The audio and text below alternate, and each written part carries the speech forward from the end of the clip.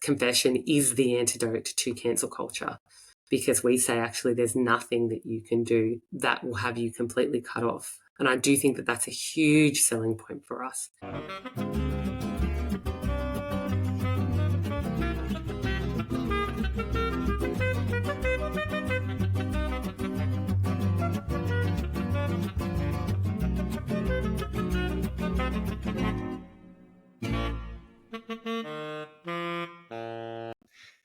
G'day everyone, welcome to the Thomas More Centre channel. My name is Mark Makievetsky and today it's my great pleasure to be interviewing Monica Doumit. Monica is the Director of Public Affairs and Engagement with the Archdiocese of Sydney, as well as a regular columnist for the Catholic Weekly. Monica, welcome to the channel. Delighted to be here, Mark. So Monica, I was thinking we should just do a little bit of a biographical sketch. And I understand your background is Lebanese, with your father and your paternal grandparents coming from there. Clarify if I'm wrong. My father and all of my grandparents. Ah, there you go, all four. All four, yeah. So I'm full-blooded. So I was hoping you could explain a bit about the circumstances of them leaving Lebanon and how they made a go of it in Australia.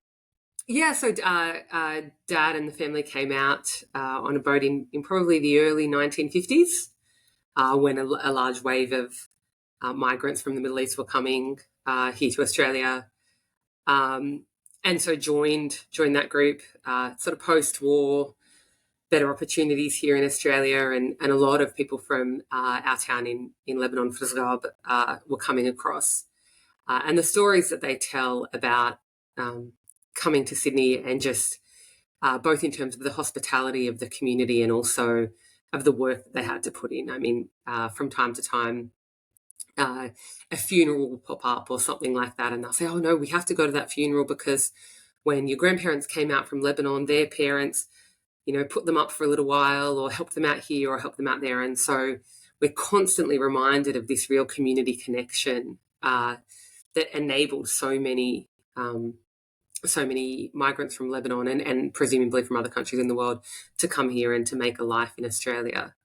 But it was obviously a very hard beginning, coming across really with just the clothes on their back and not much else. And so also the work ethic is something that is really part of our family history. Like Dad will tell the stories of getting up before school in the morning to do a newspaper run or a milk run or something like that, and then going to school and then finishing school and going to a factory where his dad worked, and the sons would go and help out Dad at the factory because he would get paid per item of I think, bags of coal or something that he would fill or something like that. And so the boys would be there to assist.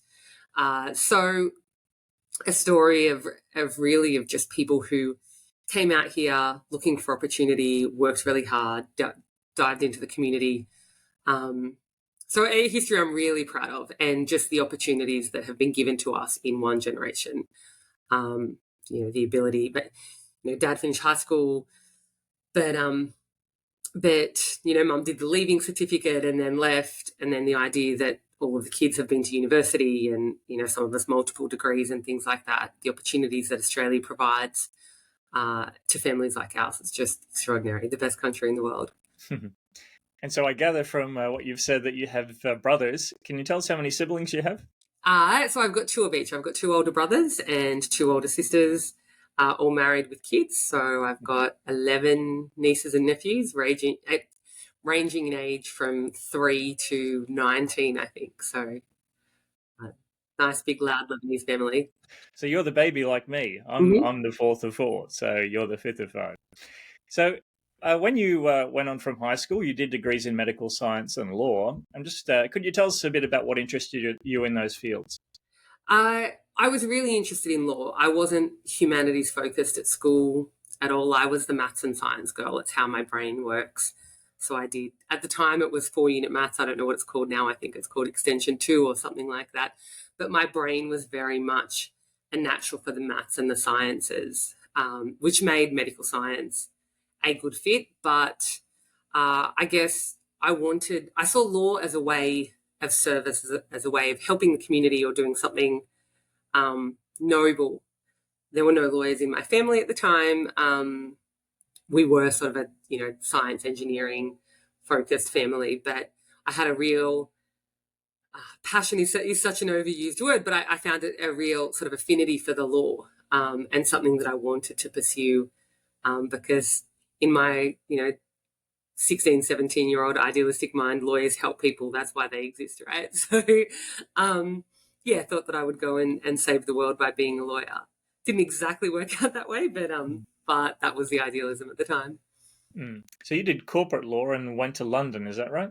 I did, yeah. So I actually started out in tobacco litigation of all things, as a junior lawyer, just doing what I could to get my experience up, and then after a couple of years of that and not really enjoying it, I moved over into a corporate firm, mergers and acquisitions, so buying and selling companies, mainly dealing with things like debt and infrastructure. And then in the beginning of 2013, I was asked by the company I was working for to go over and work in our London office for a little while, as the only lawyer over there in London. So I went off to London, sort of April 2013 or something like that, to cover just a maternity leave contract, and lived there for that time, before taking the jump and coming back to Sydney and moving to the Archdiocese. Yeah, that's right. So as you work for the Archdiocese of Sydney now, and I was hoping you could tell us a bit about what kind of work you're involved in and how it all came together. So, look, it's mad. As you mentioned, I did a medical science and law degree, so I had no background in, certainly not theology, philosophy, media and communications or anything like that. But I was living over in London, and I had been writing just the occasional opinion piece for an initiative that the Archdiocese was running at the time called Catholic Talk, which was this idea that you would just get lay people who didn't work for the church but just had professions, different professions, and other types of lives, to just provide commentary, lay commentary on various issues. And so I was asked to participate in that. And so from time to time, I would write the occasional opinion piece and send it through, not really knowing how it was landing here in Australia, being too busy in London to really care. And then I'll never forget, it was sort of August of 2013. I was 4 months into my London stint, and I got the craziest email from someone here at the Archdiocese, and it said, "Dear Monica, thank you for the work you've been doing. We think that you should quit your job, move back to Sydney, and start working for the Archdiocese in communications full time. Below you will find a list of your objections and our response to your objections. And so when you realise that this is what you're supposed to be doing, just give us a call and sort of we'll organise things from here." So it was an extraordinary job pitch, and it made absolutely no sense, because I remember I wish I'd saved the email, but the first objection was, "I'm a lawyer, I have no background in communications," and which was perfectly accurate. But I don't know, it seemed, I prayed about it, spoke to a lot of friends and mentors, and it just felt like the right thing to do. So I did exactly that. I moved back to Sydney, I quit my job, and began here at the Archdiocese in January of 2014. And so between then and your present position as the director, let me check, public affairs and engagement, can you tell us what you're involved in? Yeah, so I did comms for the first few years, and then actually it was in sort of late 2016, early 2017, which brings our story, Mark, and how you and I met. But I was seconded by the Archdiocese to work on the marriage campaign. Obviously, there was a debate in 2017 about the redefinition of marriage, and the Coalition for Marriage, was formed. It was a coalition led by the Sydney Anglicans, Marriage Alliance, the Catholic Archdiocese of Sydney, and the Anglican Diocese of Sydney. So they came together as a coalition and ended up leading the official No campaign for the marriage plebiscite. So I was seconded across to there first to do some research, then comms, and ended up being the communications director for the No campaign. And that was just extraordinary. I'd never done anything political before in my life. I had never been involved in any type of politics. And then this came along, and I loved it. I loved every second of it. I really loved the political strategy. obviously the defeat wasn't particularly enjoyable, but I learnt so much on the campaign trail, and being involved in a really, highly contested, controversial national campaign. I took to it like a duck to water, and Yep. loved it. So then came back to.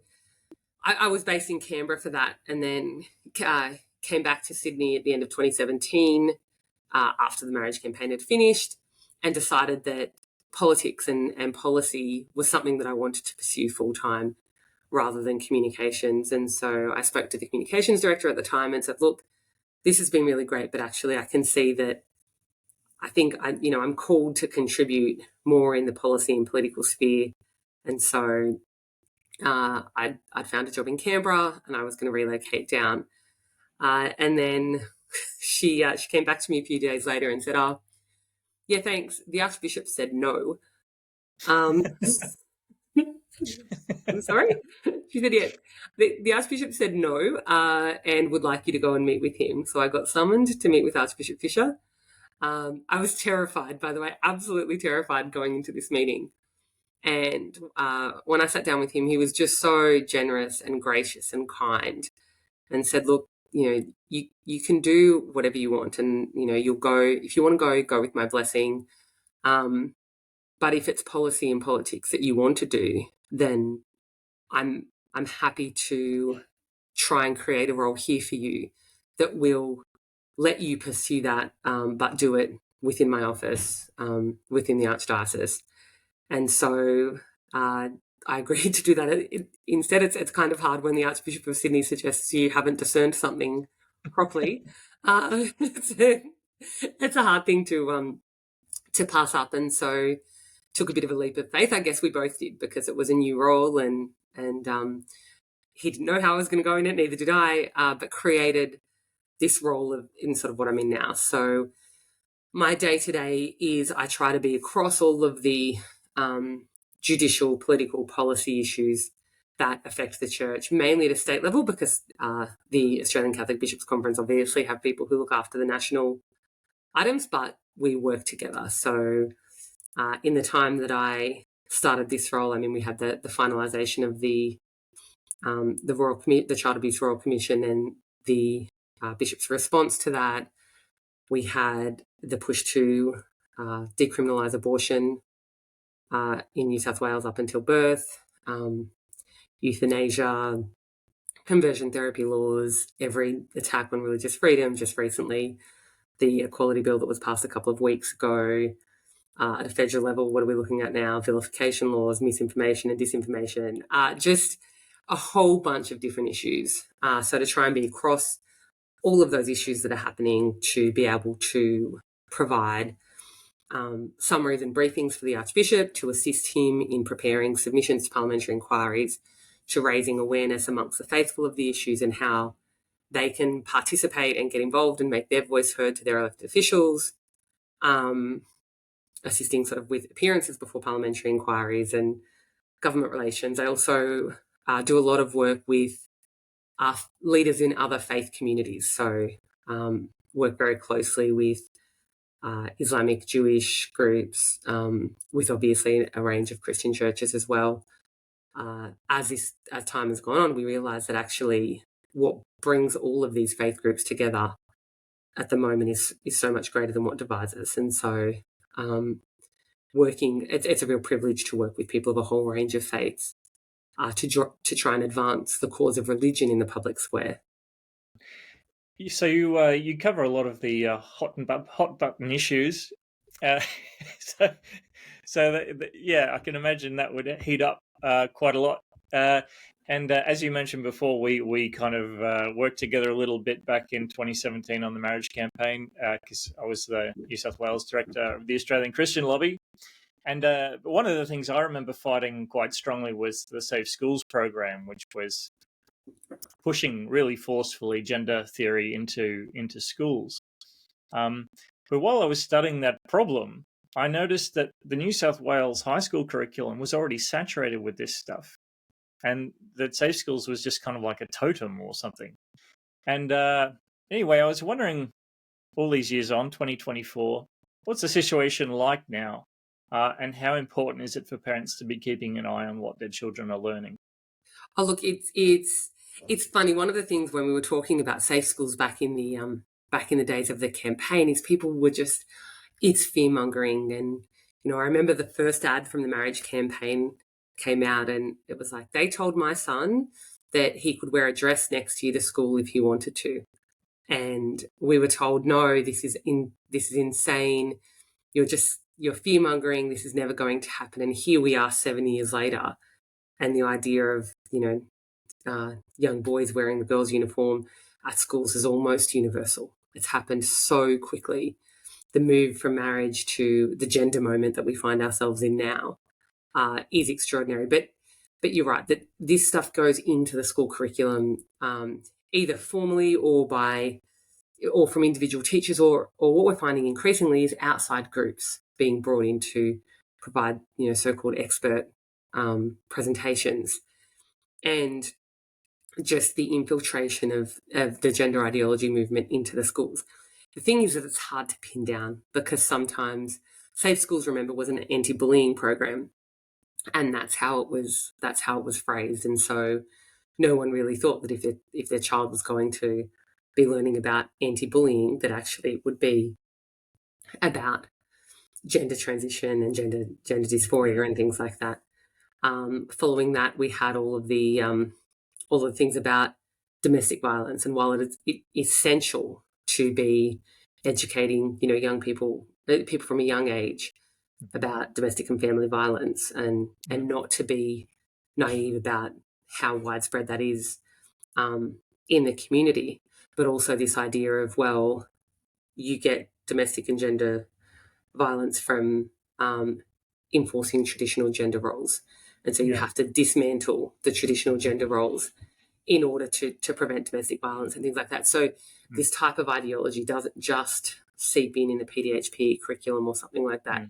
It's actually in all of these other programs as well. So parents, you are the primary educators of your children, and that's a job that you always need to take seriously, but especially when there's a real push to undermine your role as primary educator, and the state or not even the state, but education bureaucrats coming in and trying to usurp that role and teaching your kids things that you would never teach them.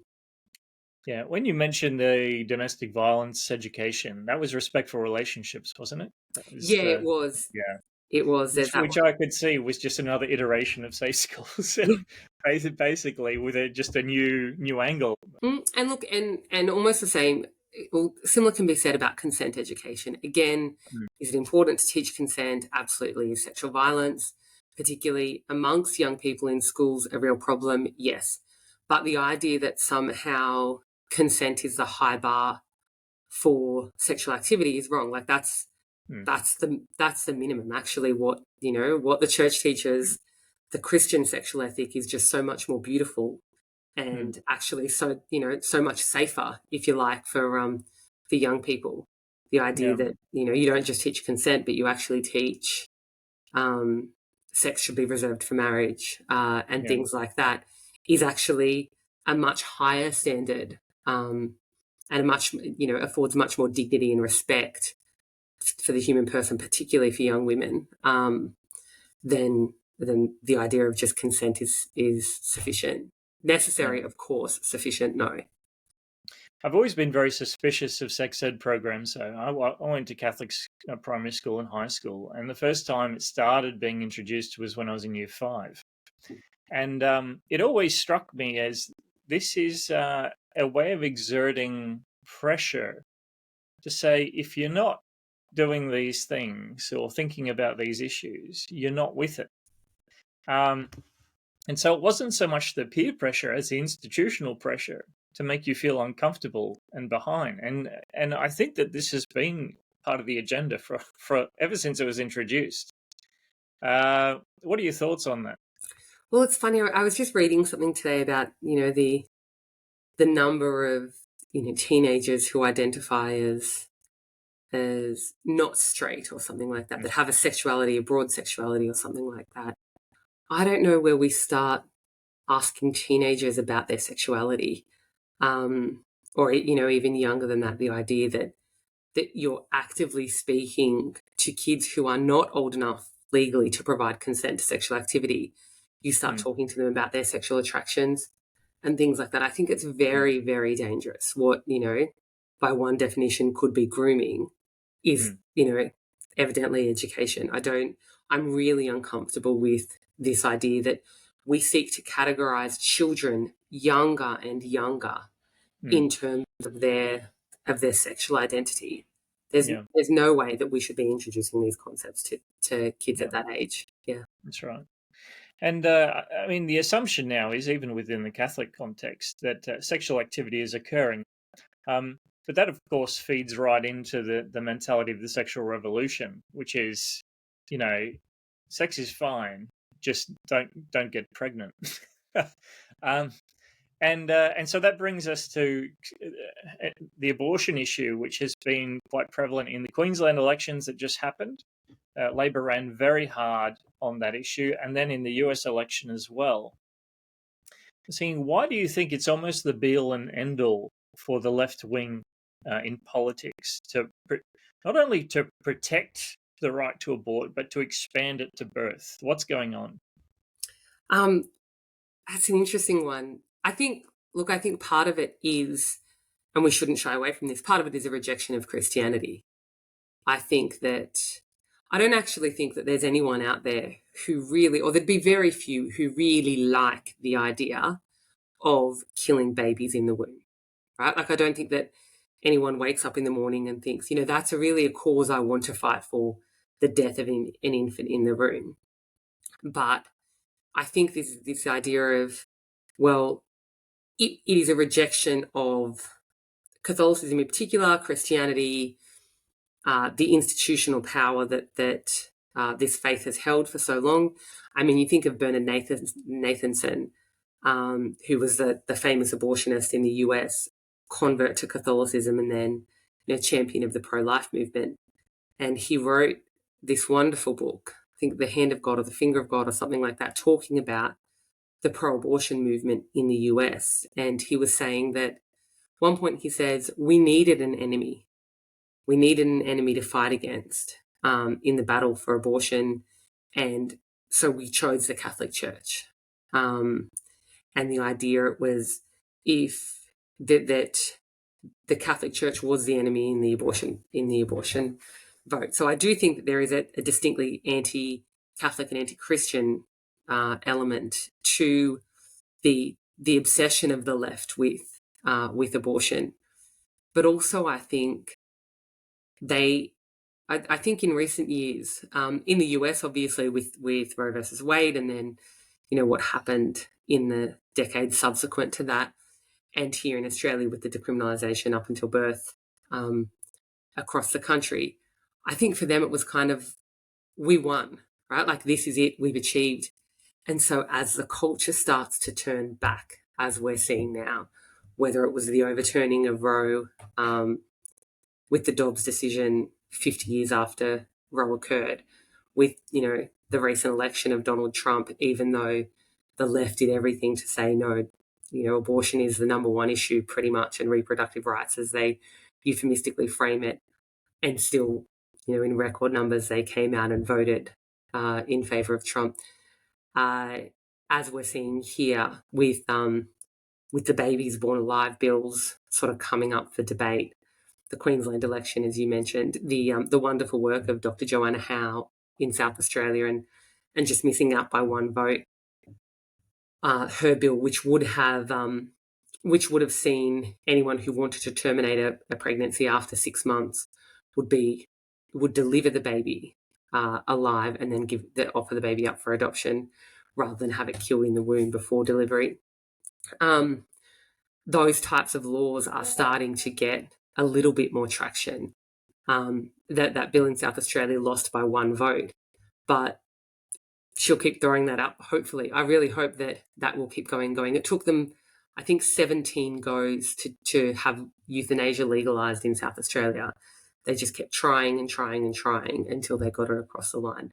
Similar things happened in the other states across the country. So I think the left are seeing the pro-life movement not getting any significant runs on the board now, but starting to see the counter come back, and they're terrified because we will reclaim the culture. Absolutely, the culture will be reclaimed for life. The culture of death is self-defeating, it's sterile. So I do think that there's partly it's a rejection of Christianity, but I also think they know that their quote unquote victory in this is only going to be short lived, which is why I think they're clinging on. The Canadian commentator Mark Stein says that the future belongs to those who show up. And I have a feeling, well, that's kind of like the pro-life movement, and all the kind of pro-abortion side, all that they have at the moment is indoctrinating the children who are being brought up through the schools. So I think you're right; it does have a use-by date because it necessarily will extinguish itself. You mentioned Bernard Nathanson and how they took on the Catholic Church as an enemy, and I think the spiritual side of it's quite interesting. I've seen imagery on the internet which portrays abortion as a sacrament.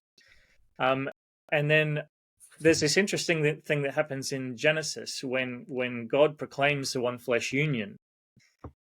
And then that's the moment that the serpent chooses to intervene before the union is consummated, and then Cain is born. And so there seems to be some kind of message in the book of Genesis that Satan is very anti-fertility, anti-children. Anyway, I just put that out there because I've never seen the serpent's timing examined, and there's something to that. But yeah, I mean, do you think that beyond the political, that it's fundamentally an issue of prayer and penance and things like that will see abortion defeated? Oh, look, I think primarily, not even beyond the political, but I think primarily this is a spiritual battle. I'm not naive enough to think that just if we vote for a different party, or if everybody goes and joins their local branch or something like that, that all of these issues will go away. This is actually something, primarily a work of prayer and penance. It's a spiritual battle, which is actually good news because we have many more tools in the spiritual war than we do in the political one or in the culture wars. So I think that we have the upper hand there already. The other thing that I'll say is that this isn't something that's going to be, going to happen over the course of a few years. I mean, from Roe to Dobbs was 50 years, and the people who sort of really started the pro-life movement back in the early 1970s weren't alive to see the decision in Dobbs and the culture starting to turn as it is now. And I think this will quite probably be the work of my lifetime and yours perhaps as well. But that's okay. We're relay runners. But the hope is that future generations will bear the fruits of the work we do now. And I think that's important too, to have a longer view, to have an eternal view of this, that we're just sowing the seeds so that somebody else can reap, and that a generation yet unborn can praise the Lord, right? Like that's why we do it. Mm-hmm. Yeah. Moving on from abortion, which we've been performing for several decades now across the West, having treated them as disposable persons, we've now moved on to the sick and elderly with euthanasia. Could you tell us what the situation is like in New South Wales? And do you see it expanding to other vulnerable groups either soon or a bit later on? Yeah, certainly. So here in New South Wales, we're just coming up on the 1-year anniversary this month of the legalisation of, or the legalisation and implementation of euthanasia and assisted suicide. We only have stats so far for the first 3 months, but what we've seen is, going by the numbers for the first 3 months here in New South Wales, our rates are higher than any of the other states. So New South Wales has had a significant uptake of this very quickly, and it looks like for the sorrow and the shame that this causes, that New South Wales will probably be the euthanasia capital of the country. Interestingly, 2/3 of those who are taking on euthanasia or who are being euthanized live in regional or rural New South Wales, even though that's only 1/3 of the population. So you would expect most deaths to be happening in the city and in the urban areas and suburban areas, because that's where most of the people live. But actually, most of the deaths, 2/3 of them, are happening in rural and regional New South Wales. I don't think that you can say anything except that the reason that that's happening is because of the lack of healthcare and quality palliative care, but also specialists, oncologists, others out there in the regions. And I think we should be doing better than that for people living in the regions. I don't think that it should be a postcode lottery, as they say, as to whether or not you get proper care. So I think that's something that we really need to be looking at, the quality of care that's available in the regions.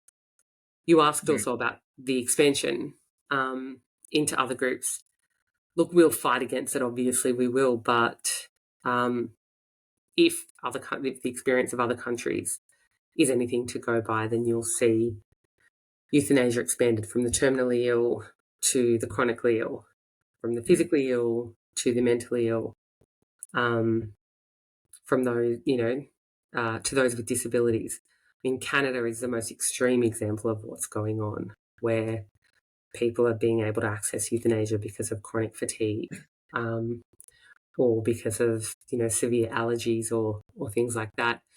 But even beyond the legal expansion, the real problem, I think, comes to what it does to the culture. So they did a survey, I think earlier this year, of people in Canada, and it's something like 1/3 of people in Canada now believe that euthanasia should be available to those who are homeless, or to those who are suffering other forms of poverty. The idea that this isn't only about physical suffering, it's not even about sort of mental and emotional suffering as well, but it's euthanasia is being seen in Canada, in the culture, as a cure to any type of suffering. Why shouldn't we give the homeless euthanasia? It's better than them living on the streets. It's a horrible, horrible idea that somehow you absolve yourself and you absolve society of any responsibility to the most vulnerable by giving them a lethal injection. It's just the deadening of the conscience of culture, I think, is the biggest and scariest impact of euthanasia laws. There's a strong eugenic drive, I think, at the heart of euthanasia, and I've coined it the Michael Jackson kind of syndrome, where I believe he used to be bullied or at least pestered by his father about his nose, and so he went and got plastic surgery on his nose. And then we all know, like, you see him later in life, his skin gets whiter, his nose gets narrower, and he does become basically a freak. And I think that's what happens to society, is when we insist upon trying to purge our imperfections, to saying, well, the homeless, they're really a bit of a burden. Oh, the sick and the elderly, they're a bit of a burden. You think you're going to have a more beautiful, Aryan, whatever society, but instead it becomes demonic and horrid. And anyway, that's my little speculation on that.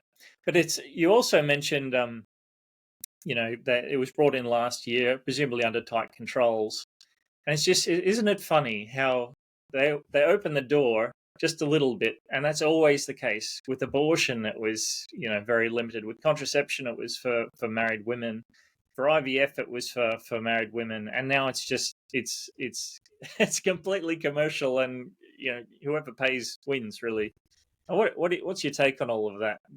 Yeah, look, and certainly in euthanasia, that was overt. The idea of the likes of Philip Nitschke and others say, well, you pass the laws, you get them to open this far, and then you push immediately for more, right? Once you've got your foot in the door, you keep pushing for the expansion of these.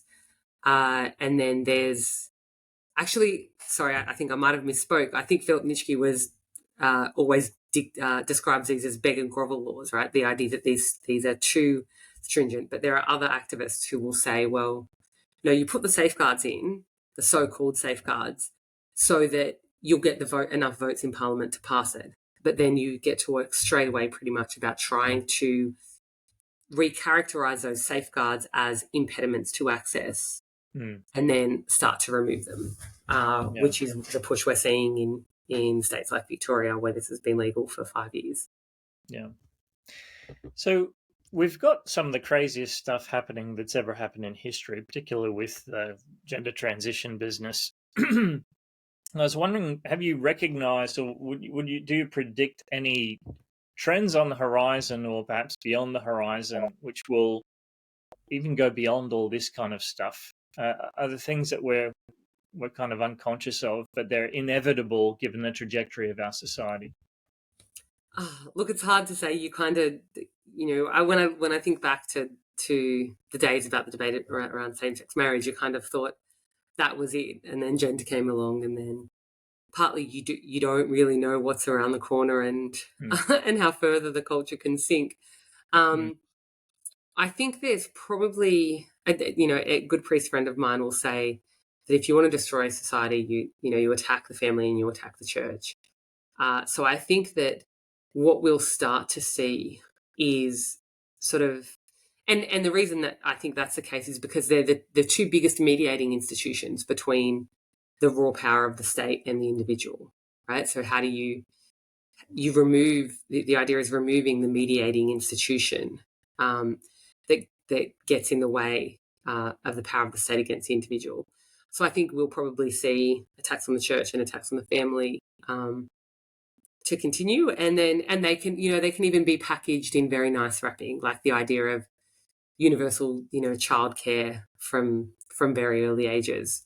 That sounds lovely, but on the flip side, that's okay. Well, we'll get the family out of the way and get the state straight into the education or indoctrination of the kids quite early. So there are things like that we'll see, but also, as we sit here and record this, there's the debate going on about the misinformation and disinformation laws, and the idea that social media platforms will now be required to censor what is deemed to be misinformation. Like this interview. Like this interview, exactly right. But the idea that which AI can read the transcript of before it's posted. So even the idea that anything that would provide any type of mediation between the state and the individual starts to be removed. So I think that's a trend that we'll see, and I think that it's probably a good lens to look at any new proposal or new policy. Like, how is this taking away anything that separates me from the raw power of the state? And so I think that's where we'll probably see a lot of these policies go. But at the same time, I do think that the other trend is that I think that there will be a return to religion. Like, I think that all of this madness, you're starting to see, I know it's only anecdotal, but you start to see these high-profile celebrities, particularly in the US, converting to Catholicism. Sort of these, I think that as people increasingly see that the progressive mindset doesn't have as much to offer as they thought it did, that it's actually found wanting, that you'll start to see that people will return to religion. The steadfastness of the faith communities here, I think, will be really important. The other thing I think that the churches have to offer, and particularly Christianity and the Catholic Church in particular, is the message of mercy.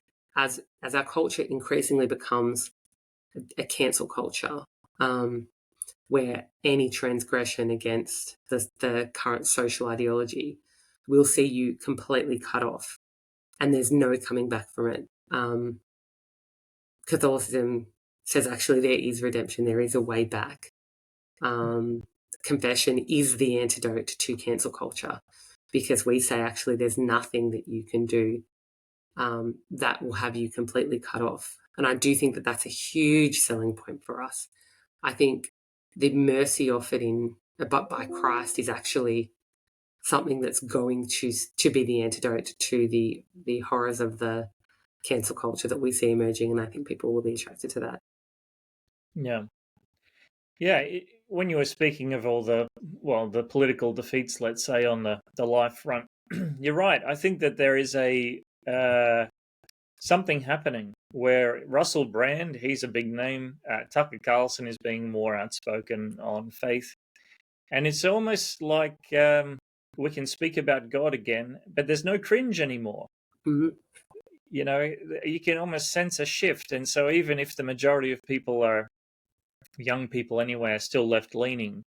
The cultural leaders are trending right. Well, right, let's say, is a convenient label. But yeah. So, but that being said, we still very much are having a landslide of negative legislation approaching on all fronts in the the Western world.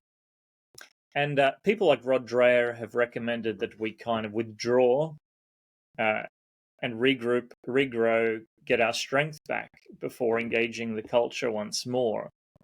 But my understanding is that you don't take that view. You think we should take the cultural battle head on, regardless of few numbers and little resources. So can you elaborate on that? Well, look, I think the culture needs Christianity. It needs Christians. Every culture needs Christians, and I don't think it's the role of Christians to withdraw from the culture and sort of leave it be. That said, it may be an option for individuals and individual families. I don't think that there's necessarily one size fits all. I think every culture needs Christians in it, and it would be a great loss if all of us decided to retreat and adopt the Benedict option. But also, I do appreciate that for some people and for some families, that's actually what's best for them. And I think it's a broad church, and we probably need both. We needed the Desert Fathers, and we needed those there proclaiming to the world. We need the cloisters, and we need the culture wars. So I think that God calls us each to different aspects of this battle. We're all on the same battlefield, and even if you're doing the Benedict option in a very close community, you're still in the battle, and perhaps providing the spiritual force. You're providing, you're raising the next generation of soldiers. So yeah, I wouldn't certainly not advocate for a full retreat, but at the same time, I think that we say here in New South Wales, if you want to go pack up and move to Albury or something like that, then go nuts. So maybe you both end, like all good things Catholic. Oh, good. Exactly. The other thing I will say actually is that I think that there's a real opportunity for our parishes to be sort of our Benedict option, if you like, because there will come a time when our schools will be prevented, I will say, from teaching the faith on certain things, where the faithful Catholics in a school will be in a minority. And so we have to be intentional about forming Catholic communities. And I think that our local parishes can do that really well. I mean, I look at what some of the other Christian groups do really well, like the school holiday programs, where for a week during every school holidays, there's a 1 week sort of formation program and everything that the kids can go during school hours. One, it solves an issue for the parents who often need holiday care, but two, it provides the kids with formation that they might not be getting in their schools. It also introduces them to other kids who are from families with a similar mindset. So I do think that there is an opportunity for us to be creative about how we can also live the Benedict option, if you like, but still in the world. So I think it's I think the big call on us at the moment is creativity. We'll move, as you mentioned, Mark, that, these battles, as they're increasingly have been lost, there's not so much in the defence that we're going to have to be doing, because unfortunately a lot of the big legal challenges have failed. Okay, then we take that on and let's be creative. Yeah, that's exciting. That's right. Whoever owns the status quo tends to get lazy. Yeah. And the church has learned that itself. Places like Ireland, and I think increasingly in Poland. Whereas now, when we get practiced to being on the back foot and in the minority, you're right. We're forced to be creative. So I think that's quite insightful. So I guess over many decades, women have gained more and more power, or let's say feminists have gained more and more power. I was wondering what feminists should really be fighting for to advance the dignity of women compared to what perhaps they have fought for. Oh, look, it's a good one. I just think that we should really be questioning some of what's being sold to us. So often, if I'll speak to young women in high schools or sort of early university, I'll ask them things like, who's making or saving money off the choice that you're supposedly being presented with? And often you'll find, I mean, if you look at contraception, the women who are, we sort of put women on a course of hormones through all of their fertile years. And then when they're less fertile, we say, okay, well, here's another course of hormones for rounds of IVF. So you've got women sort of internalizing all of this, the physical effects of all of this, while IVF companies are, IVF is a multi-billion-dollar industry. We've got governments who are like, yeah, okay, we'll provide subsidized childcare or things like that so that women can get back into the workforce. But again, a lot of that is, well, that's so that they can be paying more tax and everything like that. Like, I do think that we have to, as women, start questioning whether or not the supposed choices that we've been offered over the last, number of decades are actually making us free and making other women free. And I think that with a little bit of interrogation, we'll find that it's actually just a different type of enslavement and a more insidious one, because we're being told it's for our good. So I really think that what we should be doing is to be, first of all, really to be questioning the packages that we're being sold as being somehow liberation for women. I don't think contraception and abortion has empowered women. I think it's just enslaved them to a sex-on-demand culture.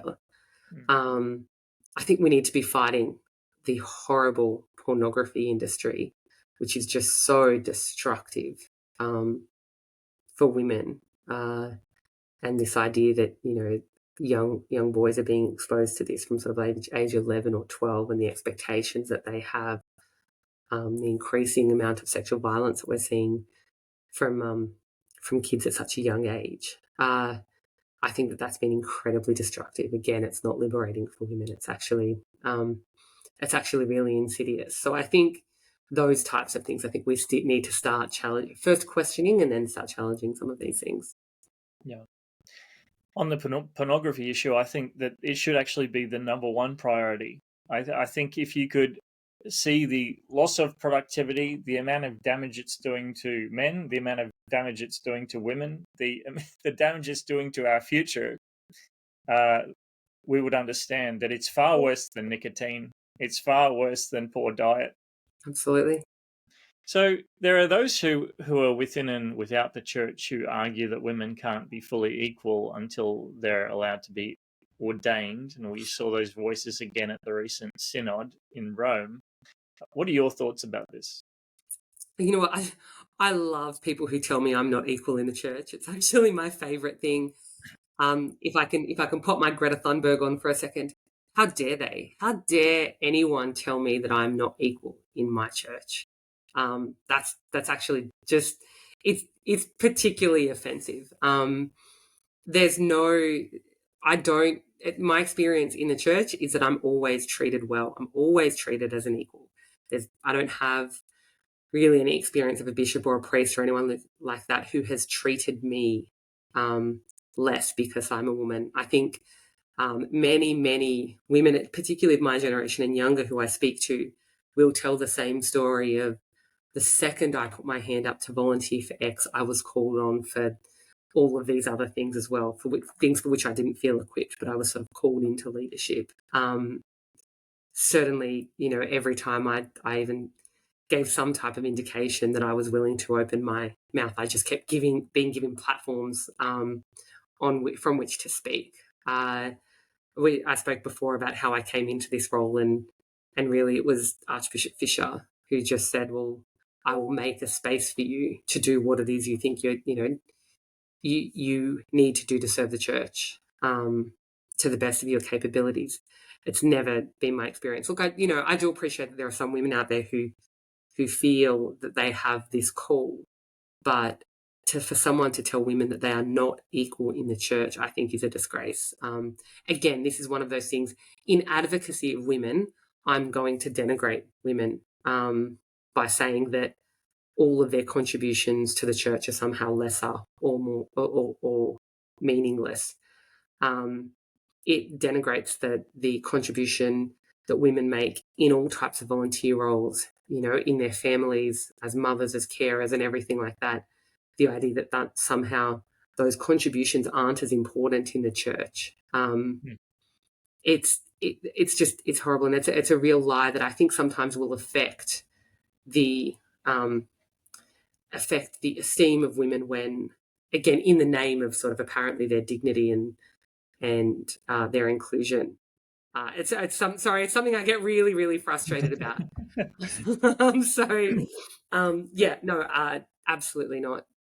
And I do think that the people who suggest that women aren't equal in the church maybe should just talk to some of us who are happy and joyful in service in the church. It seems like our voices aren't heard. Yeah.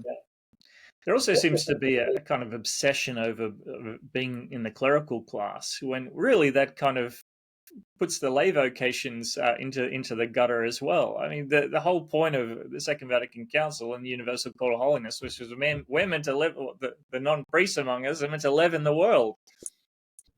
And absolutely. I think we keep squabbling over, can a woman be a deacon? Can a woman be a priest? Should I, all these kind of internal liturgical power plays.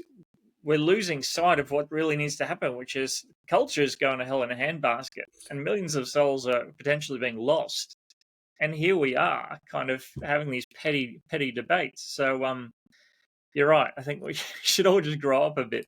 I also think it's not a zero-sum game, like this idea that I have to, in order for me to fulfill my vocation, I have to somehow take something away from the clerical vocation.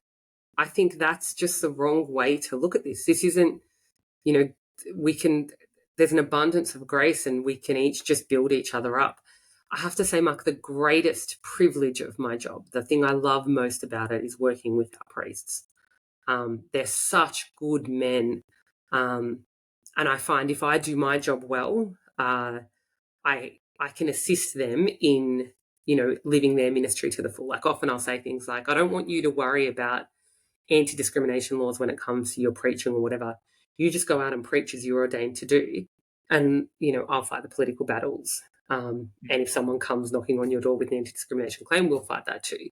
But I don't, I don't want priests sitting in a confessional thinking, oh my goodness, what if I'm being set up or something like that? And it's like, no, they should just be absolving sins and, let those of us for whom this is our job to go and fight, laws about the confessional seal or things like that. Like, and in the same way, if I'm facing a particular battle, if there's a particular piece of legislation before Parliament, I'll often get priests messaging, calling, I offered Mass for this today, I'm praying for you, anything you need, those types of things. We can do this well and build each other up. This idea that we're in competition just is absolutely incorrect. Not only are men and women complementary, the lay vocation and the clerical vocation is also complementary, and we do best when we don't try to take from the other, but just live ours, live our identity most fully. I think we kind of need to recover the idea that we're all members of the body of Christ, and that the knee should not try and be the elbow, and the shoulder should not try and be the brain. And if we all just had a bit of perspective and go, this is where I've been put, this is my context, let's go to work, things might function a little bit better. Amen. So finally, Monica, who is your favorite saint and why? Look, well, I don't. I would say St. Thomas More, but that might be a little bit blowing smoke. But I do have a great love for the English martyrs, and in particular, if not St Thomas More, St Margaret Clitherow. So, you know, Hung, drawn, and quartered, right? Pardon? Was she hung, drawn, and quartered? No. She was crushed to death on a stone. So, young mum in England in the 16th century, in the time when the practice of Catholicism was prohibited by Queen Elizabeth I. So she was a convert to Catholicism. 3 young children, and she would have masses celebrated in her home at a time when the celebration of the mass was illegal, and would have sort of priest holes in the wall where, if a priest came and there was a raid, a priest could sort of hide inside these little priest holes. And she was found and charged with harbouring a Catholic priest, which was a crime at the time. But she refused to enter a plea, because if she entered a plea and it went to trial, then her children would be forced to testify in a time when torture was used to force somebody to testify. And so to save her children, that she didn't enter a plea, which meant there was no trial, which meant that she was sentenced to death summarily without trial. And so they stripped her down, put a rock on her back and then a board, and then sort of increased the number of weights on top of her until she was crushed to death, died a martyr at the age of at 30, I think. Not only for the sake of her children, but for the sake of the priesthood and the mass, which is just, I mean, if I'm going to be martyred for something, like, what better thing to be martyred for than for the priesthood and the mass in a country that's increasingly hostile. So, just a wonderful woman, and I think her son ended up becoming a priest. Just this real, entire gift of herself to the church, to her family. So she's, if I had to pick one, it'd be St Margaret Clitherow. Awesome. All right, Monica, for those of you who are interested in Monica's work, you can find basically a weekly column with the Catholic Weekly, the newspaper of the Archdiocese of Sydney. And if you could like, share and subscribe to our content, we'd really appreciate it. Also, if you're interested in getting the Thomas More Centre newsletter, tmc.org.au. Thank you all for joining us. Thank you, Monica. God bless you, and see you around. See you later. Thank you, everyone.